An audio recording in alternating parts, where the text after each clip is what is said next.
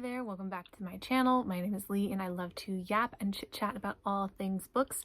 So if you are into that, then I would love for you to stick around. I'm going to be talking about my December reading wrap up since we are still in the beginning of January, and that way we can get off on a good start for our wrap ups for the rest of the year. I am also going to start off a little out of order and go with the books that I have physical copies of. I did borrow a lot of books from my library as well as reading on NetGalley and some Kindle Unlimited. So I'm going to go with my physicals first. The first book that I have a physical copy of is the second book, The Apprentice to the Villain. Now, if you haven't read The Assistant to the Villain, this probably won't make too much sense. So I would definitely start with that, but it still follows our same characters. It follows Evie as she is trying to be the best assistant and now apprentice to the villain.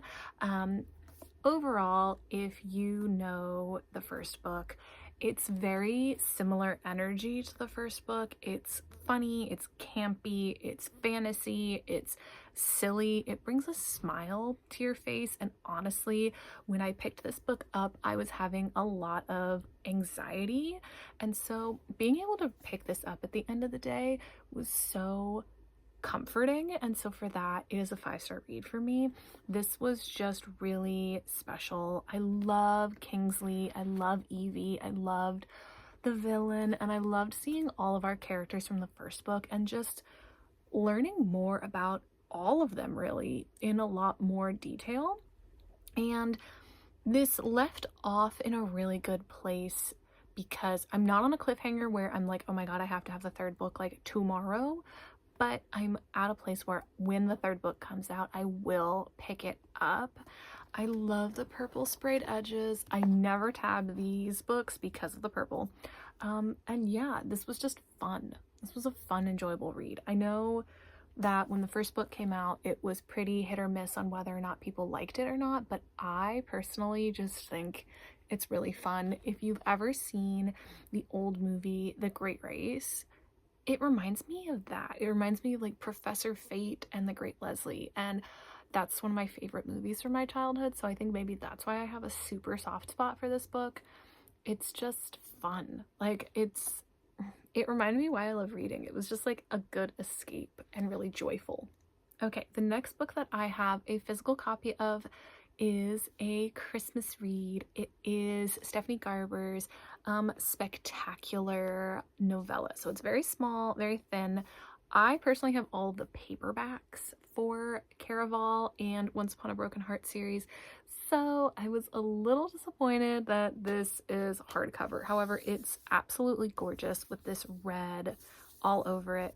If you haven't read Caraval or the Caraval series, you really need to read that before you read Spectacular, because it's just a cute little Christmassy book, and the art and the illustrations in it are really gorgeous. Like some of the pages have art like this in them. It has art of all the characters, and it picks up at the end of the last book. So you learn about who everyone is, and we pick up with Scarlet being queen. So you really need to read the rest of them, but it was cute, it was fun. I think I gave this 4.5 because I love Stephanie Garber's writing. However, there were some things that Legend did in this which, like, it's very on brand for Legend. I just didn't love the way he behaved, but I did love following Donatella and Legend and their journey through the kind of Caraval version of Christmas, and I just really loved the story overall. I thought it was super cute, really short. I think it's like 100 something pages, and it was just really fun. It was a really sweet read, and again, like, the art throughout all of it is just, it's gorgeous. Like, I loved it. My favorite book from December was Daydream by Hannah Grace, and I had put off reading this for a while because I was worried that people were saying that Henry wasn't the way that he was in the first book. I don't know what they're talking about. Henry was absolutely amazing.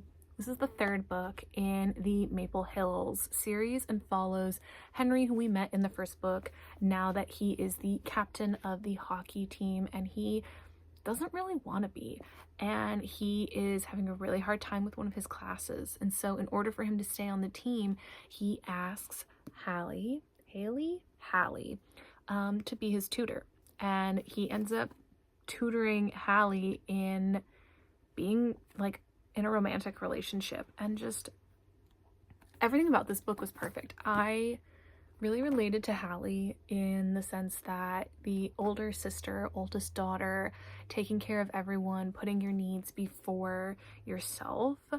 And yeah, it was just, I tabbed so much. I have so many like favorites, and I tabbed so much. I will say there is a part at the end that tugged at my heartstrings, made me kind of frustrated, but I did really love in the end. I think Hallie is just amazing. Henry is still funny as ever. You see pretty much all of your favorite characters from the rest of the series, and sadly, I don't think Hannah Grace has said this. Maybe I missed it, but I'm pretty sure this is the last book in this series, and that makes me sad because I love all these characters, and I'd be super, super happy if there was a spin-off, even like novella about JJ. The last book that I have a physical copy of is another book that I kind of put off reading for a while because of other people's opinions, and I'm sad that I did, but it is Hopeless, which is the last book in the Chestnut Springs series by Elsie Silver. This follows Bo, who is the youngest of the Eaton brothers, as he comes home from war and is dealing with his PTSD, and he meets Bailey, who he's known pretty much all his life. Compared to the Eatons, who are the superstars in town, she is from the Jansen family, and they are kind of the outlaws. They're not super welcomed, and it's really hard for Bailey to find a job. So Bo is trying to find something to do to bring him joy. He's being really grumpy. He doesn't want to help on the farm. He doesn't really feel like living, and he meets Bailey and decides to help her, and they pretend to be engaged. So this is fake engagement, and there's a bit of an age gap. I think Bailey's in her early 20s and Bo is in his 30s, but that was my only qualm, really, was I just kind of wished that we had a female character in this series who was older, late 20s, early 30s, like maybe the same age as Bo. I thought that could be really interesting. And honestly, this is like tied for me, like right close after Powerless in the series. I loved this. I loved watching Bo come back to life and come back to himself and figure out, who am I now that I'm not in the military? Who am I now that I'm not this special ops guy? And I love that Bailey taught him how to be fun and goofy and silly and playful, and encouraged that. And I loved watching him protect her, and protect her not only from the people in town, but also her family. And it was just super, super sweet. And Elsie Silver's done it again. I think out of all of them is the least kind of cowboy-esque. This is definitely just more small town. I wouldn't think of this as cowboy. I don't think of Bo as a cowboy at all. He actually is kind of anti-cowboy. So either way, I thought this was really, really cute, and I really enjoyed it. And I don't really know why people don't like that one as much, because I thought it was really special. Going from there, I also read the Chestnut Springs holiday novella that Elsie Silver put on her website. This was just 4 chapters, each one following one of the kind of couples that we've seen in the Chestnut Springs series. And it was really, really cute, really sweet. It picks up at the end, kind of after this book, and so you kind of see where all the couples have ended up, who's having kids now, and where everyone is, which I really liked. And it's got kind of like a Christmas theme around it. I will say there were chapters that I preferred over others. I definitely loved the first one the most, which is surprising because it's Rhett and Summer's book, and they were my least favorite couple and least favorite book in the series. So yeah, I just thought that was really interesting that I thought they were my favorite chapter. But yeah, it was really fun kind of following the Chestnut Springs series, and I am really excited to pick up her next series that kind of follows this series. Read 3 of the winter novellas that were through Amazon that were kind of partnered with different authors. I don't know if there was a name for this series, but I'm just going to kind of go through them really fast because they were all only like 70 pages. I read Merriment and Mayhem by Alexandria Bellefleur. I gave this 5 stars. This was a firefighter romance, and it was just really fun and quirky and silly.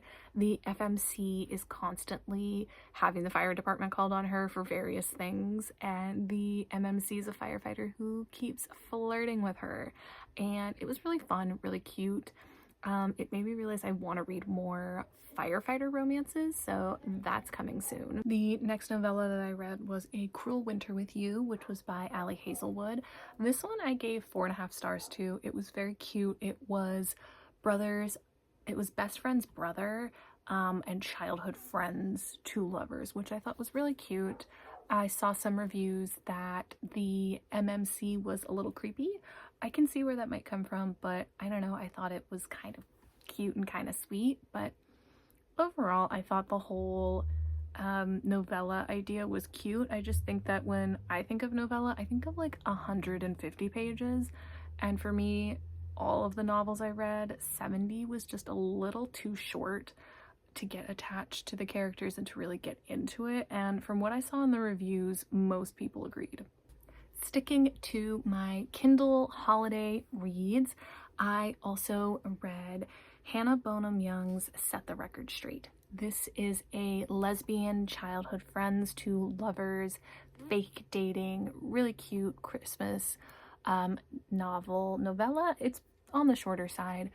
It follows a kind of fake dating premises where one of the FMCs, she gets a job and everyone thinks that she's gay. She's still kind of questioning her sexuality, but she's too afraid to say anything. So her best friend, who just came out of a really terrible relationship, says, why don't we fake date? It's all about the 2 of them fake dating, going to these 2 different parties that they have to go to where they don't want to be single at, and the 2 of them realizing, oh, maybe I've been in love with you this whole time. I will say there are themes around one of the FMC's family being pretty homophobic and kicking her out when she comes out as being a lesbian at 18. So if that is a sensitive topic for you, just keep that in mind. But otherwise, this was a 4-star read for me, and I thought it was a really cute little Christmas read. Okay, jumping into my library reads. The first library book that I borrowed was Sea Sparrow by Kristin Cashore, and this is, I believe, the 4th and potentially final book in the Graceling series. It is a YA fantasy, so I won't get too in-depth about what this specific story is about, but the Graceling series overall follows this kind of magical world in different countries where some people are born with mismatched colored eyes and they are Gracelings and they have some sort of magical ability. Now, some countries accept the Gracelings and love the Gracelings, and other countries, they are almost like fugitives and they have to live very secretive lives, and it's very dangerous to give birth to a Graceling child. Now, I gave this book 3 stars. It's massive. Personally, I thought it was probably 150 pages too long. It was almost 700 pages, which I think would be fine, but a majority of it just felt really repetitive and it didn't really feel like there was anything going on. So personally, I think it would have just been better to condense some of the scenes and kind of narrow it down a little bit more. Overall, though, I really liked this book more than the 3rd book. It kind of solidified for me that I don't like the character Bitterblue in this series. I really liked Hava. I think she's a really interesting character, and I'm excited that in this book we got to see not only more about her kind of inner workings of her mind, but we also got to see what she actually thinks and what she wants to do and kind of where her character is going, and I enjoyed that part of this book a lot. Overall, I think it was a good series. I like the idea of the Gracelings with their magic more than how it was kind of executed.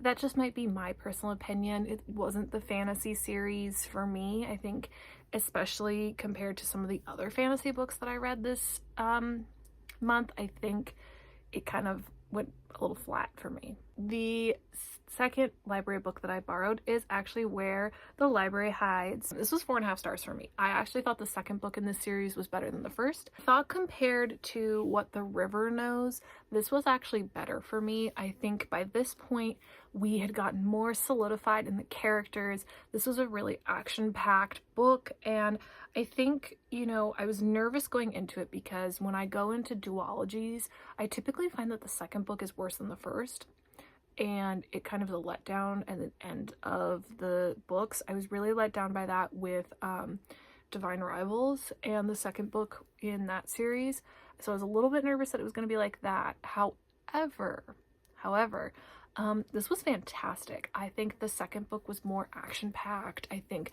the second book we got more backstory on our characters. I think this was just overall really great. So if you haven't read the first book, it does follow our main character as she goes in search of her missing parents in Egypt, who have been archaeologists in Egypt most of her life. This book series was described to me as very similar to The Mummy. I'm not a big fan of The Mummy, but I was hoping that it would give kind of an Indiana Jones vibe, and I was very pleasantly surprised by this YA series. I think it's really great if you were someone who's really interested in ancient Egypt when you were a kid, and I really liked Inez as a character. In the second book, I feel like in the first book, I didn't get to know her as well, and the second book, I got to know more about what she was kind of thinking in her head. There's a lot of plot twists involving her family. I also really enjoyed Wit in this book, the MMC. I thought he was really interesting, and I think he had some moments of doing things that I didn't approve of, but overall, once I learned more of his backstory and more of him as a character, I really enjoyed him and kind of figuring out why he behaved the way he did. So yeah, overall I thought both What the River Knows and Where the Library Hides were really great. I think it's a amazing series, and I'm really curious to see what else comes from this author. Oh my gosh, I'm so excited to talk about this book. This was one of my favorite books of the month, and it's a definitely new favorite author for me. I read The Road of Bones, the Ashen series by Demi Winters. I don't know if this is going to be more than one book. I think this might be a kind of Caraval style of series, in the sense that we have 2 FMCs, and the first book follows one, the second book will follow another, and the third book will bring the 2 of them together. I'm not 100% sure on that, but I'm kind of crossing my fingers that it does. So The Road of Bones is definitely a Viking Norse mythology inspired book, and that was kind of why I originally picked it up. I was really curious about that. I think I'm personally really interested in that mythology, and I think it's really interesting when books are based around that kind of idea and mindset. And our main character is Sela, who is living in a kind of village with a rich lord who kind of controls everything with her father, and she has to take these special leaves to kind of prevent migraines, she says. And later we learn that she has some kind of special magic which has been outlawed by her kingdom, and she is wanted by the queen. So we pick up with Sela as she is trying to make it to a specific safe point, and she has to get there by herself. So she turns to this kind of ragtag group of like Viking mercenaries who are on the Road of Bones, and they are kind of going in the same direction as her for their own mission, and she convinces them to let her tag along. I think that the characters in this were really interesting. I loved all of them. There's a lot of mystery and secrets between them as characters, which was really amusing to read about and kind of try and figure out what everyone's secrets were. Sela herself has a lot of secrets, and so you're following as she's unraveling her own secrets, but also trying to keep them from the rest of the group. I think I got really attached to some of the characters, which broke my heart later, based on different things that happened in the plot and based on the behaviors of other characters. But because of that, it was so good at keeping me on the edge of my seat and keeping me just kind of hooked. I needed to keep reading. I think I read this book in like 2 days because I needed to know what was going to happen. And unlike other books I read this month, it ended on a cliffhanger, and I was so upset that it was not out yet. I need that second book.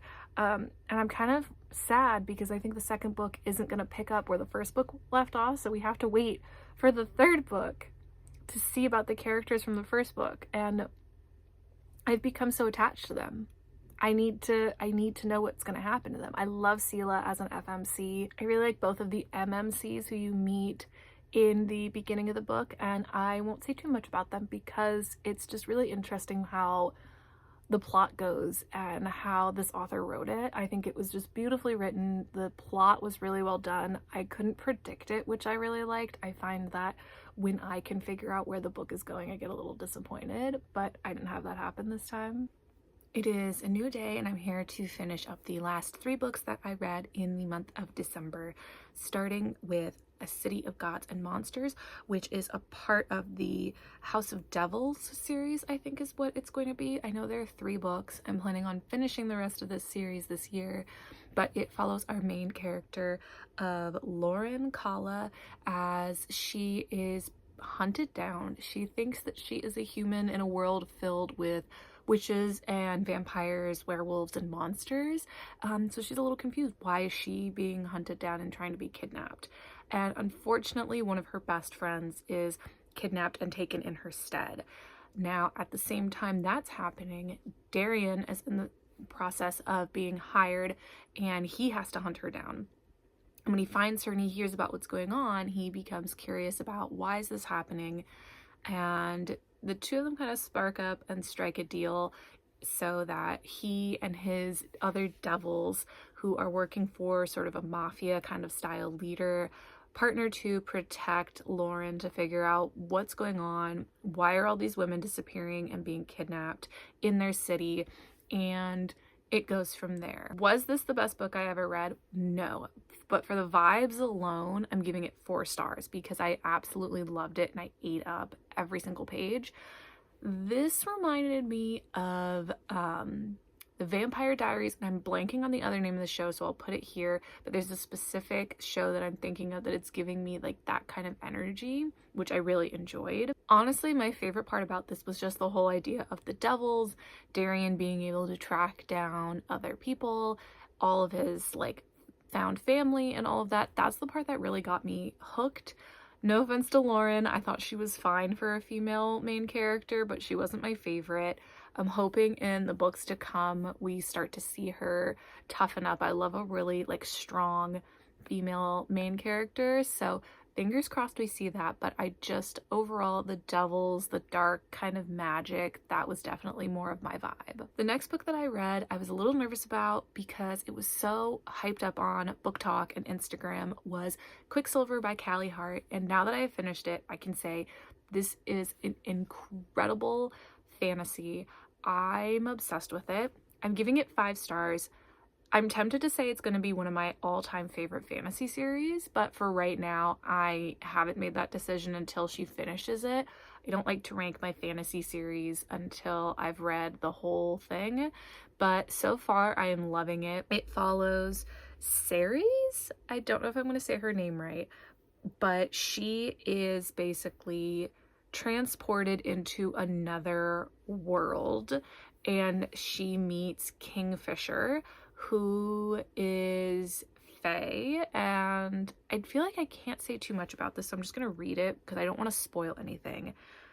But Ceres comes face to face with death himself. She inadvertently reopens a gateway between realms and is transported to a land of ice and snow when she's only ever known hot and desert. The Fae have always been a myth, a legend, and nightmares, but it turns out that they're real, and she's landed in the middle of a centuries-long conflict that might just get her killed. So she has to team up with Kingfisher to kind of go on a quest of some sorts to save the world and go back to her world.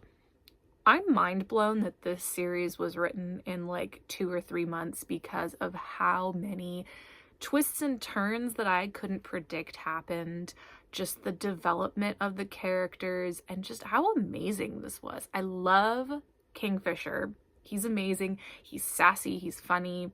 The whole book, I was laughing, getting emotionally attached to characters, crying. It was so just well developed, and I'm so excited for the next book. I don't want her to rush it. I feel like she left it off in a place where there's enough of a cliffhanger that I want to come back to it, but not enough that I am upset or angry that the next book isn't out. And with how amazing this book was, I want her to take all the time in the world. Take all the time you need to finish this book because it's going to be incredible. I already can tell. The last book that I want to talk about is a book I read on NetGalley, and I highly recommend that everyone go and check it out when it comes out. It's going to come out in October of this year, and it is Illusions of Fire by Nisha Sharma. I haven't read anything by this author, but I definitely want to now. This was absolutely incredible. It follows Layla, who has been living on a winery with her kind of adopted aunts who are in charge of protecting her. It's giving Buffy the Vampire Slayer in the best way. It comes from a mythological bloodline that has magic and that has been entrusted with Lord Krishna's secrets of the universe.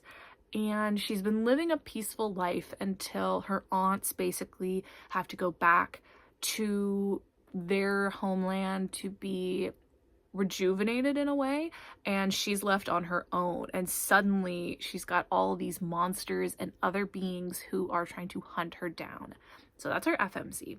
Now our MMC, on the other hand, so sorry if I pronounce this wrong, Avi, and he comes to town. He's new. He suddenly has a lot of the same interests as her, and he has a very similar story to Layla in the sense that he also comes from a family that is connected to demigods, except his uncle, his kind of like godfather, has convinced him that he needs to hunt down and kill Layla in order to find his missing parents.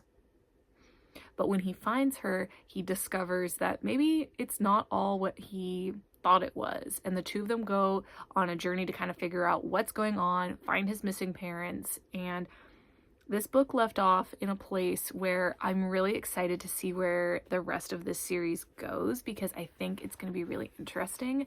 I loved the fantasy, the mythology, the lore behind all of this. I loved that there was a strong archery background as well with our main characters, and I thought that the transition from enemies to lovers in this was really well done and really gradual, which I appreciate. And I'm just really excited to see where this book goes. I think it has the possibility to be a really awesome fantasy series. It's kind of giving me also a sprinkle of like the Percy Jackson series, just from the sense of like kids being born to demigods and having powers and things like that. So if you liked Buffy the Vampire Slayer or had any interest in the Percy Jackson series as a kid, I would definitely check this out. It was fantastic and such a fun quick read. So thank you so much for watching this video. Sorry about the bit of a delay. I'm hoping to post on Fridays or Saturdays, and if you love talking about all things books, then hopefully you'll stick around, and I'll see you in the next one.